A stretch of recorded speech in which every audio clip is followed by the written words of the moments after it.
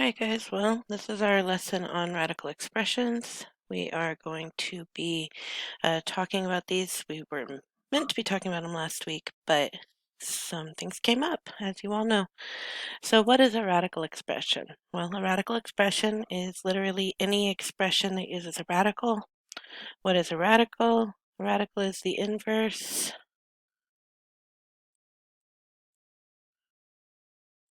of an exponent.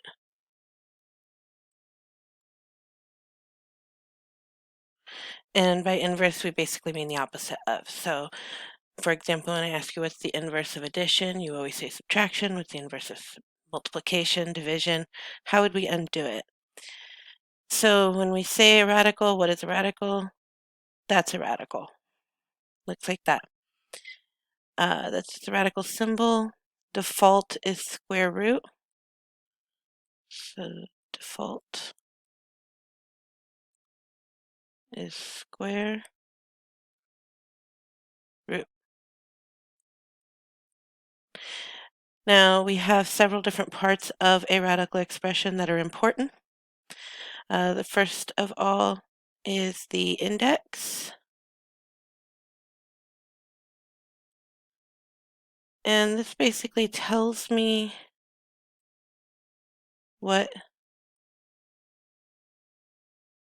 exponent is the inverse of.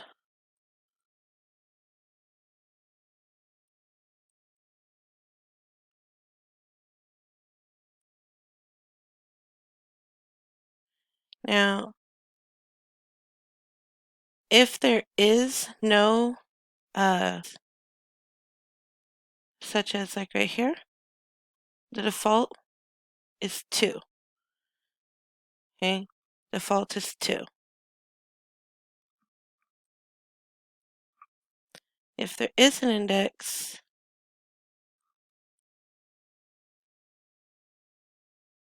then I don't know why it won't let me highlight. Whatever. If it is the index, then what we're looking, it tells us how many of that each factor we're looking for, essentially. Next part, this 3 right here. This is a coefficient.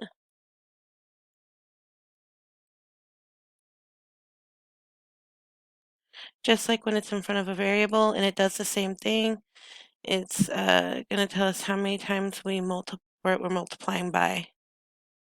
So number in front. And then the last part of a radical expression is the radicand.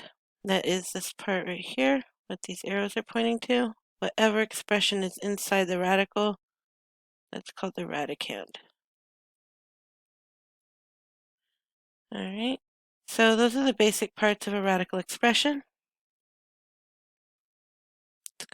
All right, so we have just the square root of x. That's the inverse of x squared. So if I ask you how do you undo a square, the answer is square root. Well, you have a cube root. So this is going to be x to the third. Fourth root, x to the fourth. Fifth root, x to the fifth. So the nth root is the inverse of x to the n, no matter what.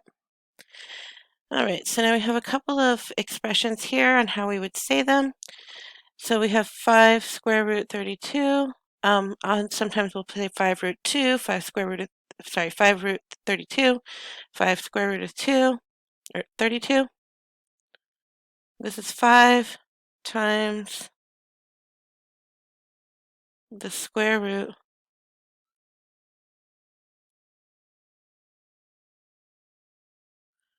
of 32. All right, so that's what that one is. The next one we have is, this has a 3 here as the index, so this is the cube root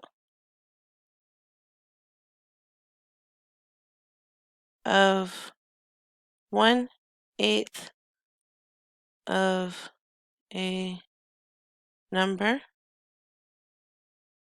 squared.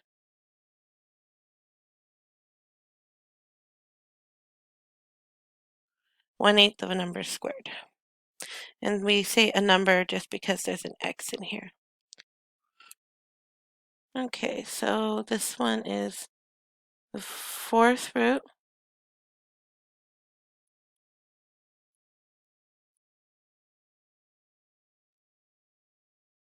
of 81 is equal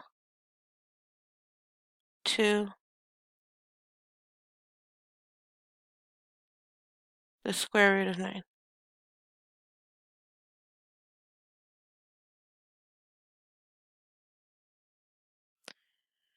Okay, the next one says 2 times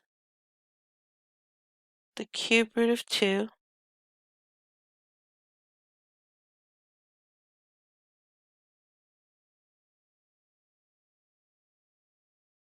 is the cube root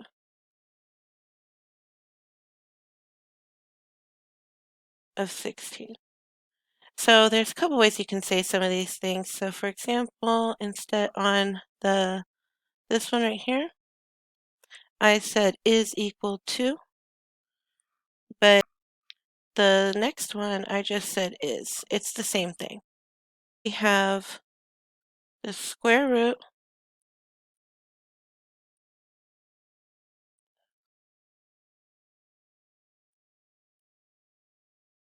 of 4 squared is 4. A more generalized way of saying that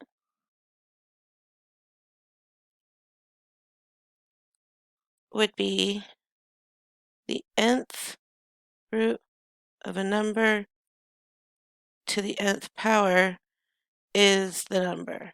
So if your index and your exponent match, the exponent and the index will cancel each other out. Perfect squares are integers. A perfect square is the result of multiplying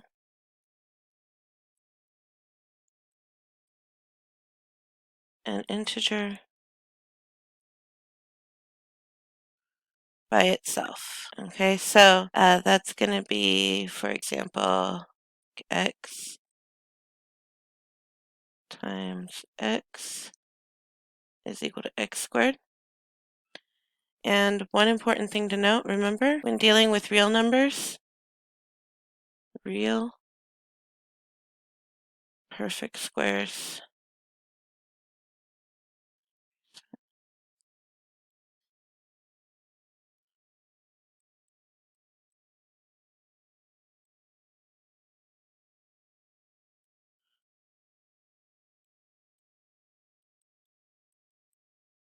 real perfect squares are always positive because you cannot if you have the same number, so a negative times a negative is positive, positive times a positive is a positive.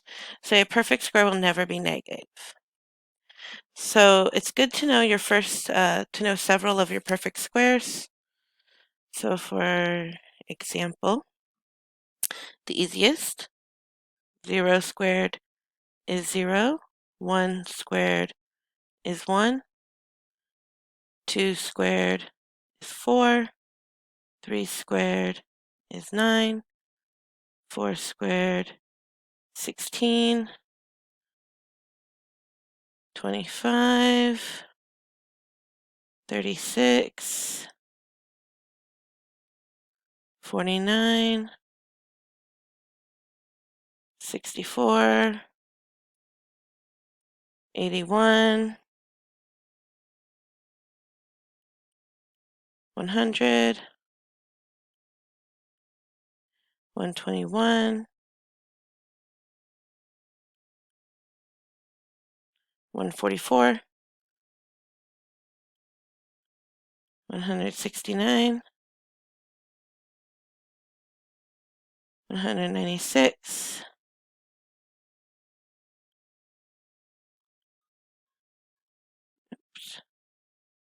15 squared is 225, 16 squared is 256. And then we're going to skip up to some more common ones. 20 squared is 400. 25 squared is 625. And 100 squared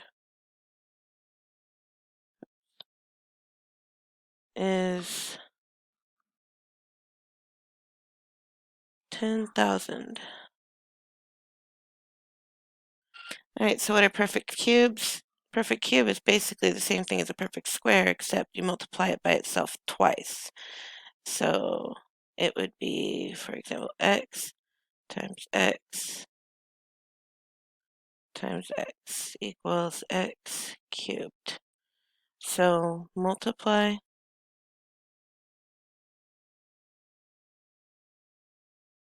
a number by itself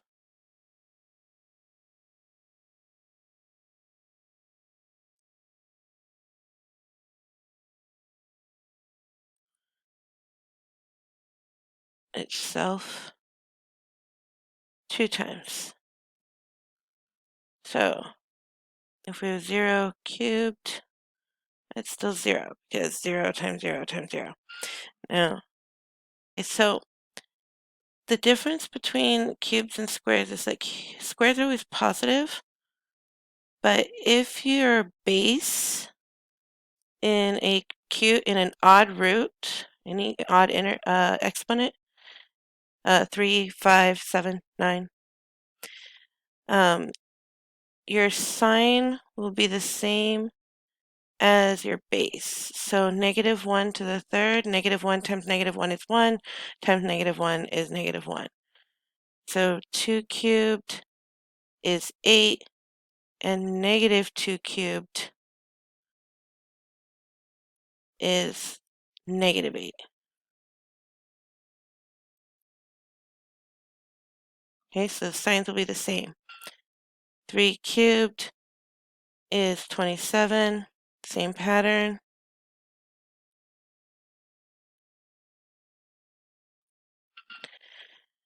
And so that pattern will continue on.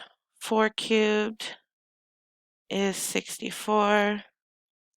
5 cubed is 125. 6 cubed is 216. 7 cubed is 343.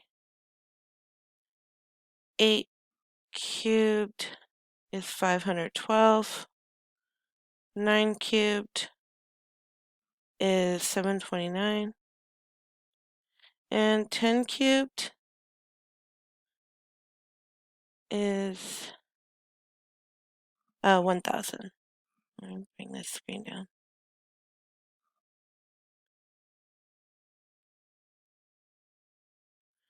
Okay, so we are also going to talk about a vocabulary we would need to know. All right. So a decimal approximation just means round to the nearest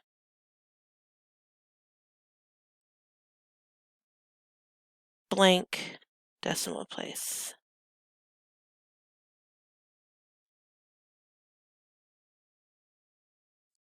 Okay, so if you see approximate, that means give answer in exact form.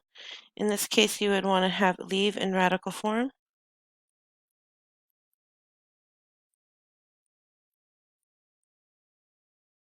If it's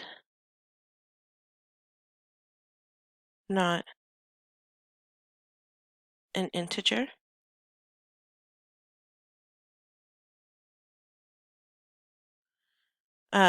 This is simplify.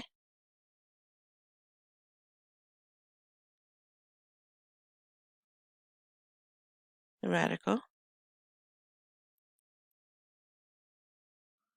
And then you will simplify a radical only when the radicand is not a perfect root.